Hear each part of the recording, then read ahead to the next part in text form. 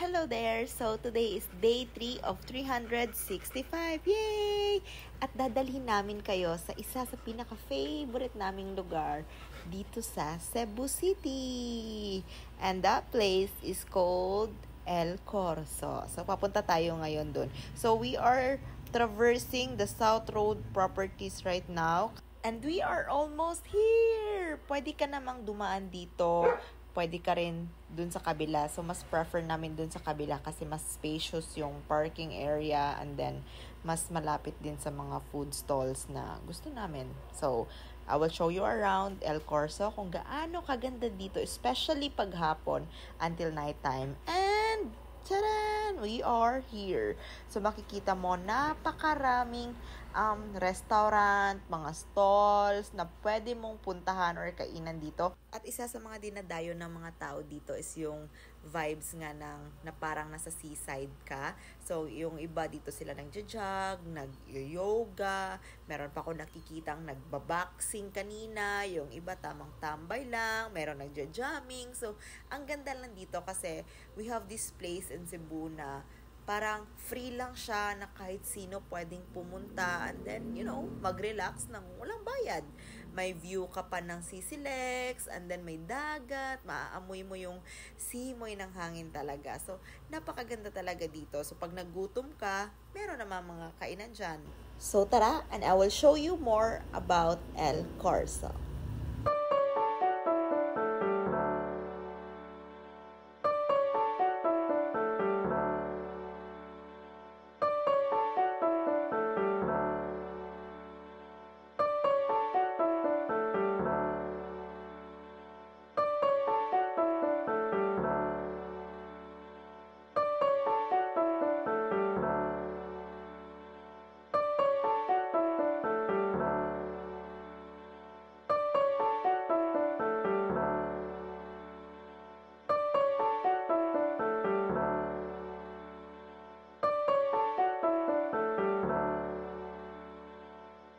And we are done here. But before we go home, let's go get something to eat.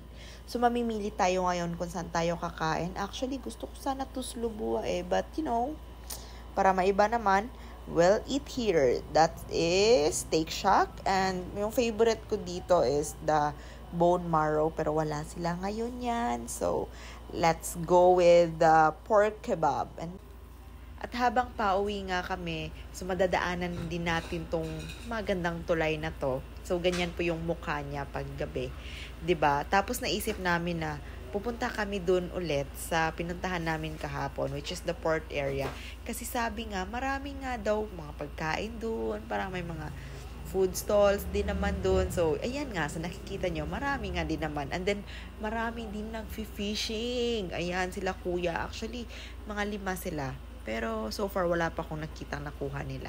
And then sadali lang naman tayo doon and then we are heading home. So that's it for today, guys. Bye-bye. Ciao.